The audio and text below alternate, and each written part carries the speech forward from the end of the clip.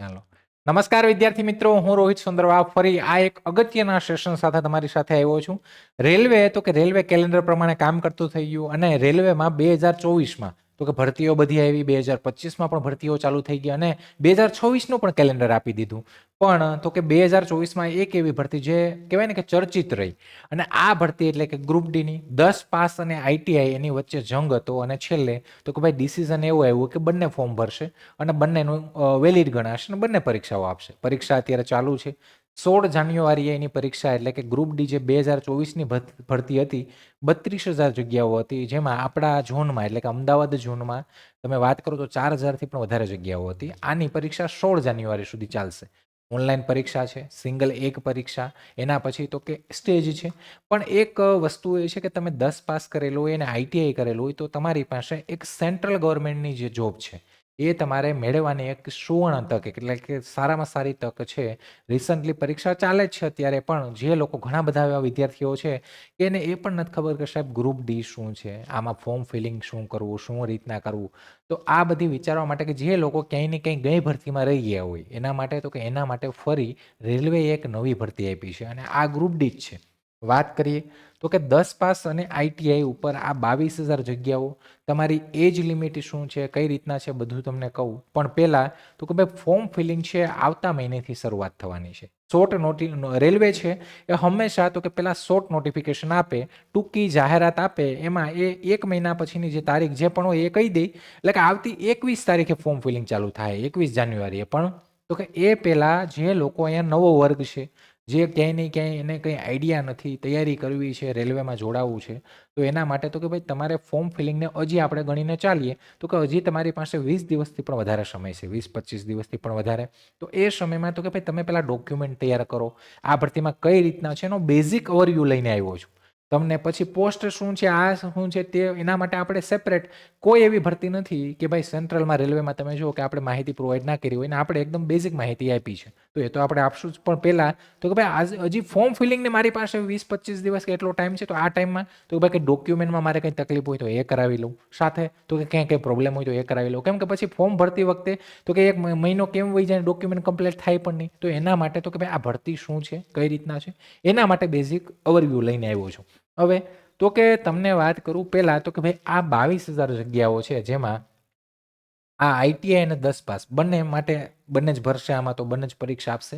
હવે ગ્રુપ ડીની વાત કરીએ તો કે ગ્રુપ ડી જે ભરતી છે, બેઝિક સમજીએ કે ગ્રુપ ડી આ જે ભરતી છે એ રેલવેમાં તો કે 10 પાસ ઉપર લેવાય છે. લેવલ 1ની પોસ્ટ તમે 10 પાસ છે, તમારી ઉંમર, તમે જનરલ કેટેગરીમાં છો, તમારી ઉંમર 18થી 33 વર્ષની અંદરમાં છે એટલે તમે ફોર્મ ભરી શકો. તમે ઓબીસીમાં હોય તો +3 અને તમે એસસી એસટીમાં હોય તો +5. જે એના વગર તો કે ભાઈ દિવ્યાંગ, એક્સ સર્વિસમેન, એને અલગ છૂટછાટ જે સેન્ટ્રલમાં લાગે છે. તો એનો મતલબ તમે આ એજમાં આવતા હોય, 10 પાસ હોય તો તમે ફોર્મ ફિલિંગ કરી શકો. ગ્રુપ ડી શું છે? તો ભાઈ ગ્રુપ ડી જે ભરતી છે રેલવેમાં એ આસિસ્ટન્ટ લેવલની પોસ્ટ છે, જેમાં તો કે પોઈન્ટ્સમેન છે અને એના વગરની તો કે ભાઈ પોઈન્ટ્સમેન કોણ, તો ખબર છે આપણે બે રેલવેને જોઈન કરે એ પોઈન્ટ્સમેન.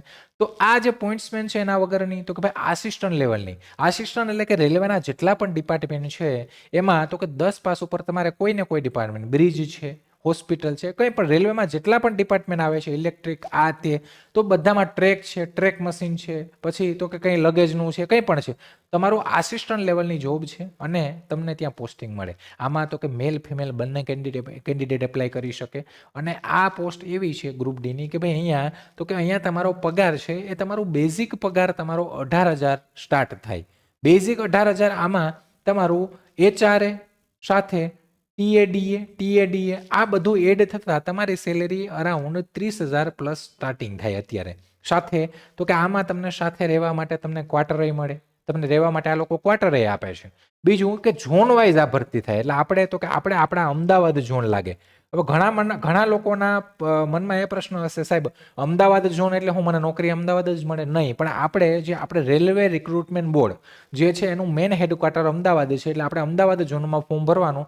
પછી તમે જ્યારે પાસ આઉટ થાવ ત્યારે નોર્મલી બને છે એવું કે તમને ઘરના જે આપણું ઝોનલ મીન્સ આપણું જે ઝોન લાગતું એના અંડરમાં જ મળે છે, એટલે કે નજીકમાં મળવાના ચાન્સીસ એ પૂરેપૂરા છે. 10 પાસ ઉપર તમને સારી નોકરી, એક સેન્ટ્રલ ગવર્મેન્ટની નોકરી, અને બીજી વસ્તુ કે સૌથી બેસ્ટ વસ્તુ હોય તો આમાં પ્રમોશન. પ્રમોશન એ માટે કે ભાઈ અત્યારે તમને ખબર છે એનટીપીસીમાં આપણે જોઈએ તો પ્રમોશન એટલું જગ્યાઓ ઓછી, પ્રમોશન વધારે મીન્સ કોમ્પિટિશન વધારે અને તૈયારી વધારે એ પ્રમાણે કરવું પડે. પણ તમે અહીંયા માની લો કે તમે પોઈન્ટ્સમેનમાં લાગી ગયા. પોઈન્ટ્સમેનમાં લાગ્યા એટલે તમે પહેલા દિવસથી સ્ટેશન માસ્ટર આગળના લેવલ માટે તમે પ્રમોશન માટે એલિજિબલ થઈ જાઓ. એટલે કે તમે 2, 4, 5 વર્ષમાં તમે તો કે એનટીપીસીની જે પોસ્ટ છે એ તમે લઈને બેઠા હોય અને તમારું ફ્યુચર છે સારામાં સારું છે, બ્રાઇટ ફ્યુચર. આ કહેવાની વાત નથી, આ રિયાલિટી છે.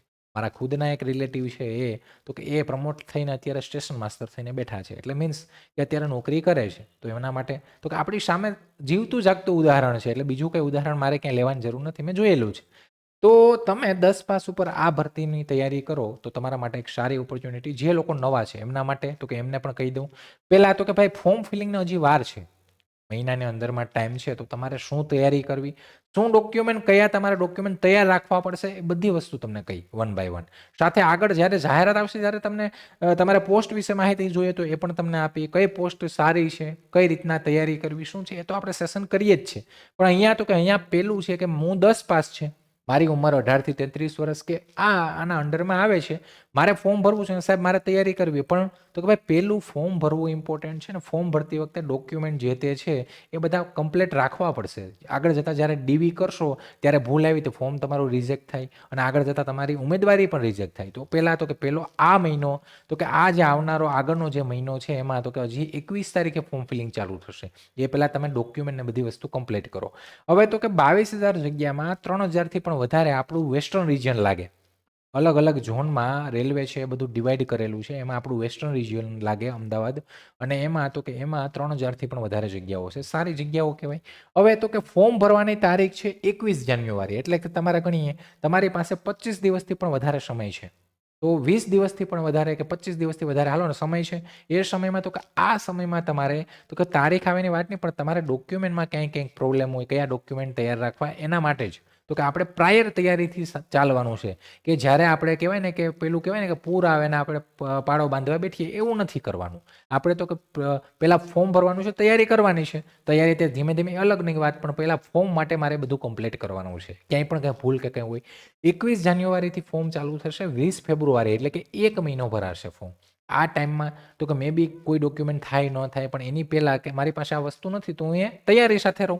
આગળ વાત કરીએ તો કે પસંદગી પ્રક્રિયા શું છે. જે લોકો પહેલી વાર અહીંયા આવ્યા, જેને ખબર નથી, એને કહી દઉં કે પસંદગી પ્રક્રિયા શું. તમારે ગ્રુપ ડીની નોકરી લેવી છે રેલવેમાં, તો કઈ રીતના મળશે. તો તમારે ટોટલ 4 તબક્કા એટલે કે તમારે ટોટલ 4 સ્ટેજમાંથી પસાર થવું પડશે.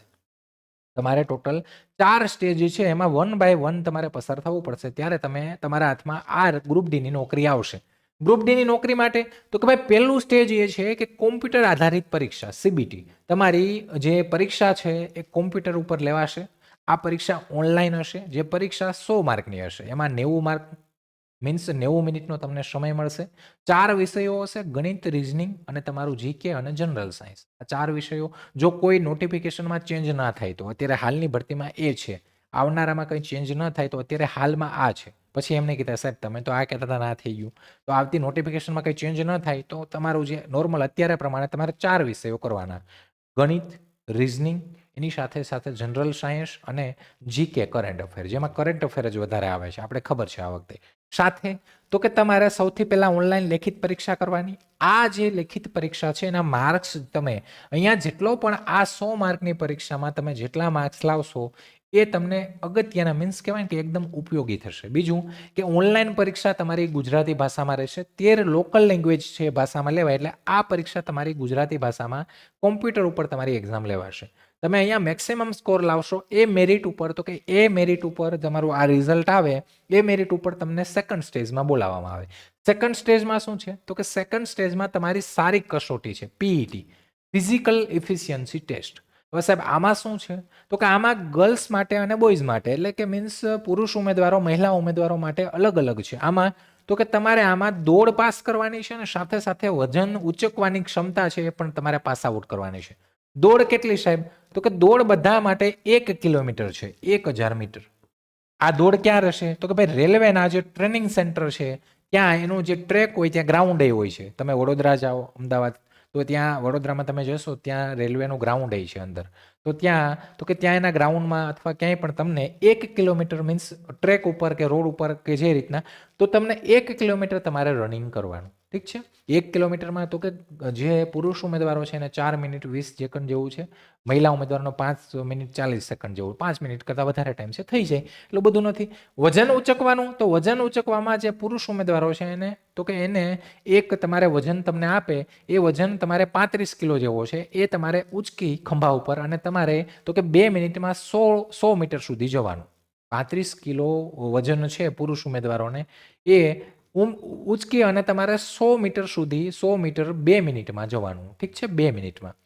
આ તો મહિલાઓ માટે 20 કિલોગ્રામ તમારે 20 કિલો વજન પણ ક્યાંય મૂકવાનો નથી હો, એ ઉપર ખંભા ઉપર કે તમે ઉચકીને જ લઈને જવાનું છે. 100 મીટર સુધી તમારે 2 મિનિટમાં જવાનું. તો એનો મતલબ તમે આ વસ્તુ પાસ થઈ ગયા. ઠીક છે. આ ઓનલી ક્વોલિફાઈંગ છે. એટલે એનો મતલબ તો કે ભાઈ અહીંયા જે સારા માર્ક લાવશે એને અહીંયા બોલાવશે. હવે તો કે અહીંયા બોલાવ્યા, હવે અહીંયા એવું બને કે માની લો કે હું જ વાત કરું કે મારે 100 જગ્યા છે, 100 જગ્યા માટે મારે ભરતી કરવાની છે, તો હું 100 જણાને જ અહીંયા બોલાવી પીઈટીમાં? તો કે નહીં, હું વધારેને જ બોલાવી. તો બને એવું કે માની લો કે મેં અહીંયા 300 જણાને બોલાવ્યા, તો બને એવું કે આ 300માંથી 100 જ પાસ થાય અહીંયા આમાં, એવું પણ બને, દોડવામાં ફેલ થાય. તો એનો મતલબ અહીંયા વધારે કેન્ડિડેટને બોલાવશે પીઈટી માટે. અને અહીંયા પીઈટીમાં માની લો કે વધારે કેન્ડિડેટ થયા તો પછી અહીંયાથી પણ થોડું મેરિટ ઊંચું નીચું આ લોકો કરે છે. પછી તમને 3rd સ્ટેજમાં બોલાવવામાં આવશે, ડોક્યુમેન્ટ વેરિફિકેશનમાં. ડીવી થશે, તમારા ડોક્યુમેન્ટ બધા કમ્પ્લીટ જે પણ ડોક્યુમેન્ટ છે એ ડોક્યુમેન્ટ તમે બતાવો, ડીવી કરો, ડોક્યુમેન્ટ વેરિફિકેશન, પછી તમારું મેડિકલ થશે.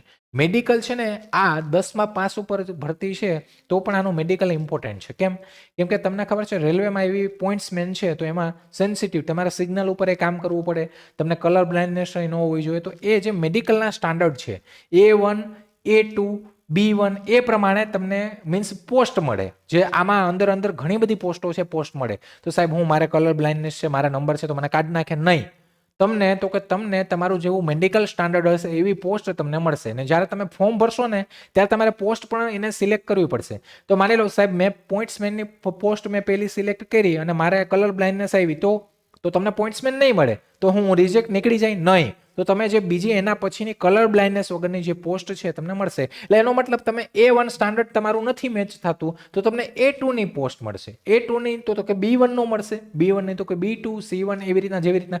પણ માની લો કે તમે બધી રીતે એવી રીતના ડિફેક્ટ છે કે તમે ક્યાંય બંધ બેસતા નથી તો જ તમે મેડિકલમાં રિજેક્ટ થાવ, બાકી તો કે થાય નહીં. હવે તો આ 4 સ્ટેજમાં હવે તો કે મેડિકલ માટે પણ અહીંયાથી મેડિકલ માટે પણ પછી પાછા તો કે ઉમેદવારોને બોલાવશે અને મેડિકલ પછી તો કે પછી તમારું ફાઇનલ સિલેક્શન થશે.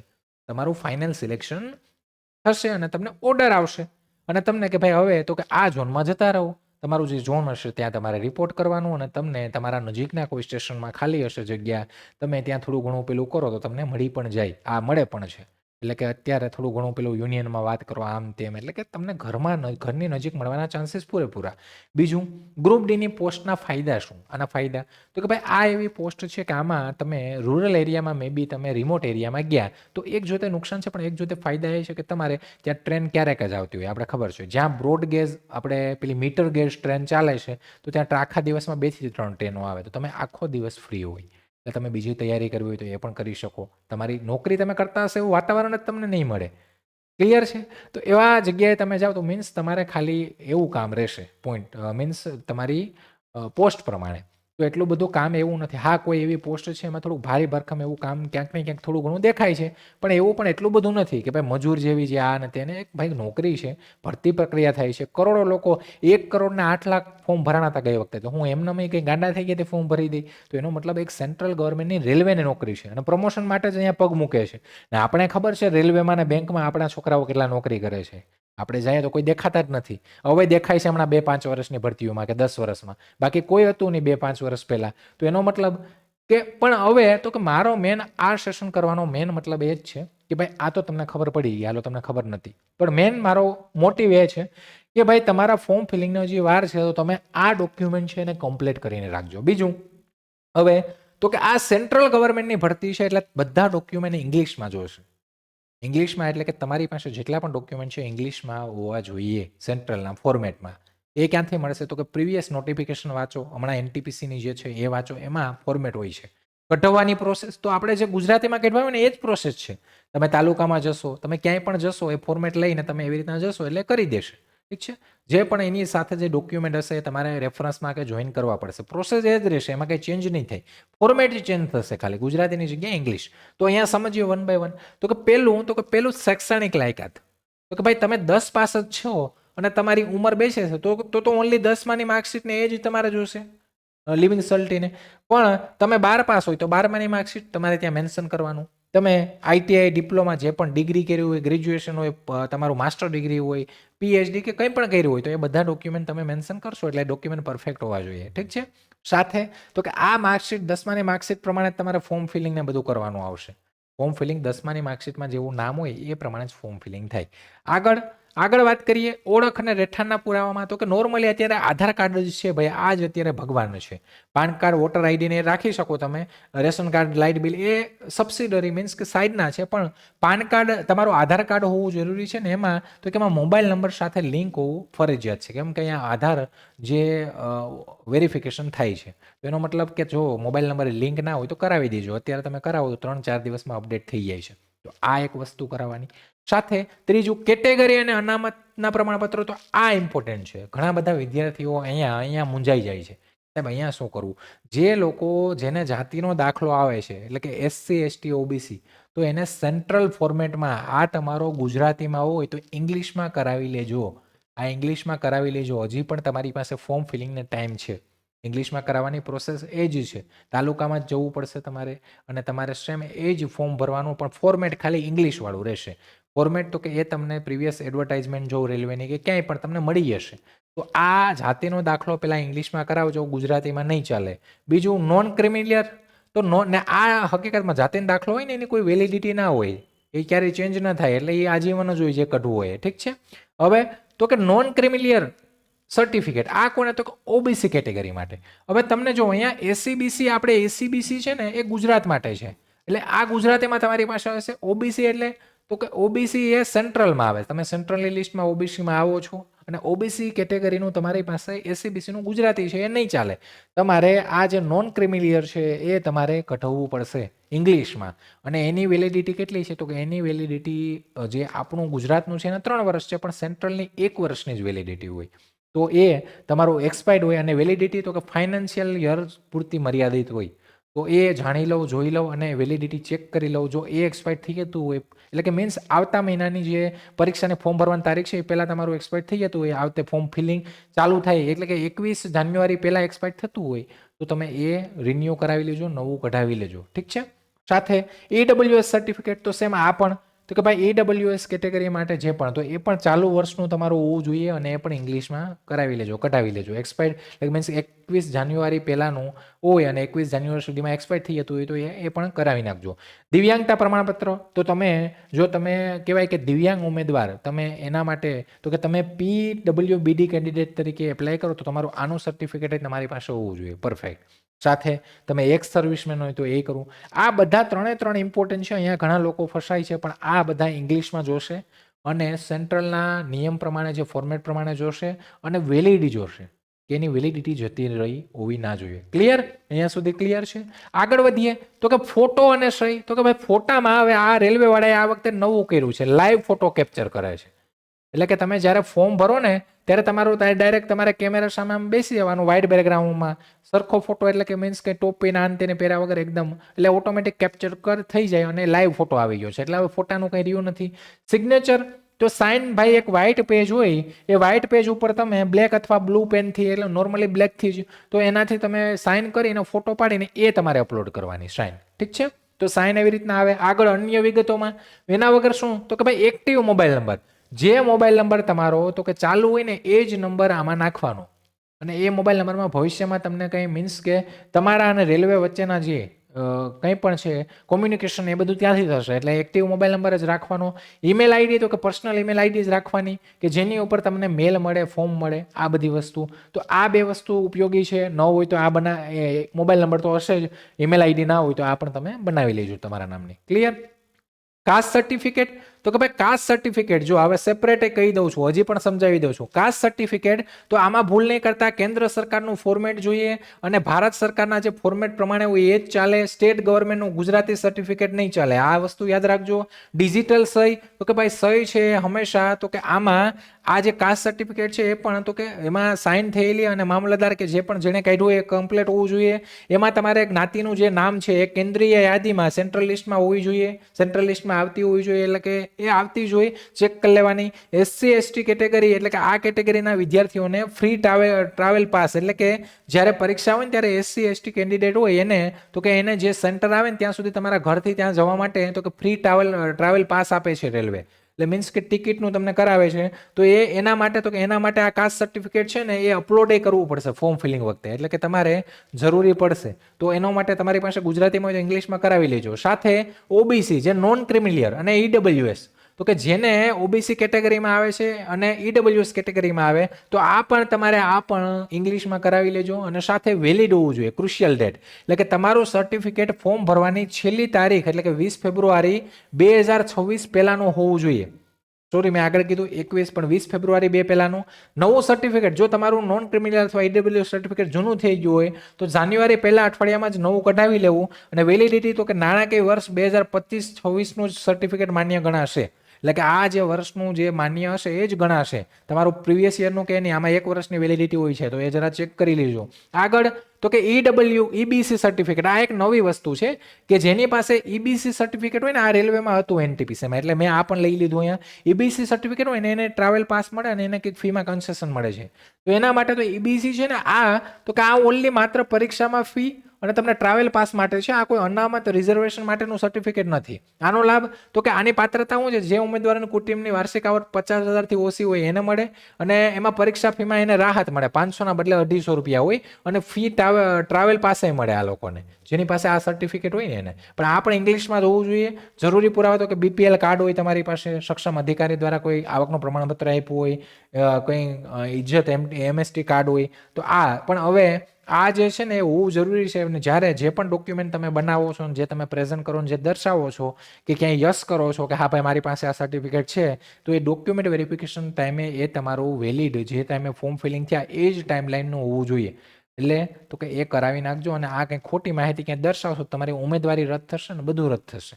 એટલે આ વસ્તુ કરવાની નથી. એટલે એટલી વસ્તુની તૈયારી સાથે રહેજો. જો તમારે ગ્રુપ D રેલવેની ભરતીમાં પાસ થવું હોય તો એની તૈયારી માટે તો પછી છે જ, પણ એની પહેલાં ફોર્મ માટે આ બધી વસ્તુ તૈયાર રાખજો. ઠીક છે? અને આની તૈયારી માટે 100 માર્કની એક્ઝામ જ મહત્વની છે. કેમ કે એક્ઝામ પછીના જે 3 સ્ટેજ છે એમાં તો કે એ 100 માર્કમાંથી તમે જે માર્ક્સ લાવશો એ તમને કામ આવશે. એટલે 3 સ્ટેજમાં તમારી એક્ઝામના માર્ક જેટલા મેક્સિમમ તમે ખેંચશો એ તમારા સિલેક્શનના ચાન્સીસ વધારે લઈ આવશે. અને એક્ઝામની તૈયારી તો કે એના માટે પણ અત્યારથી જ લાગવું પડશે. તમને જે 4-6 આવનારા મહિના છે કે 8 મહિના છે વધારે ટાઈમ મળે સારું છે. હજી તો NTPC, હજી ALP બાકી છે, પછી NTPC ગ્રેજ્યુએટ બાકી છે, NTPC 12th બાકી છે. તમને ટાઈમે પૂરતો મળશે એટલે તૈયારીમાં લાગી જજો સાથે સાથે. અને 10મા લેવલની તૈયારી કરવાની છે અને એકદમ એક ભરતી ઉપર ફોકસ કરો ને તોય થઈ જાય, એટલું બધું કંઈ અઘરું છે નહીં. અને રેલવે ઉપર આપણે NTPC લઉં, સેન્ટ્રલ ગવર્મેન્ટમાં રેલવે SSC લઉં તો આપણે એક ભરતીની પરફેક્ટ માહિતીની તૈયારી કરાવીએ છીએ. એના ડેમો છે, સેશન છે, યુટ્યુબમાં વિડીયો જોઈ લઉં, જાણી લઉં. અને પછી તો કે હવે તો કે ભાઈ આખા ભારતમાં આમાં ફ્રી ટ્રાવેલ પાસે મળે. તમે પ્રમોશન લો ને ત્યાં તમને ફરવા માટેના ફ્રીમાં રેલવેમાં ટ્રાવેલ પાસે મળે. અને ભારત આખામાં ભરતી છે 22,000. એના માટે તો કે એના માટે જ નવી બેન્ચ, આ બેન્ચ છે ભારત બેન્ચ. ગયા વખતે ઘણા બધા વિદ્યાર્થીઓ હમણાં જે રિસન્ટ ગ્રુપ D ચાલે ને સાહેબ કન્ટેન્ટ આમ છે, આ છે જૂનું નવું, પણ શોર્ટ ટાઈમ કેમ કે ભરતીનું કંઈ તમને ખબર છે ગઈ ભરતી કેટલા વિવાદમાં રહીને શું છે, એનો મતલબ આપણે એમાં પણ પ્રોવાઈડ કર્યું છે. અને નવી NTPCની ભરતી છે એની પણ બેન્ચ એકદમ સ્મૂધ અને કમ્પ્લીટ ચાલે છે.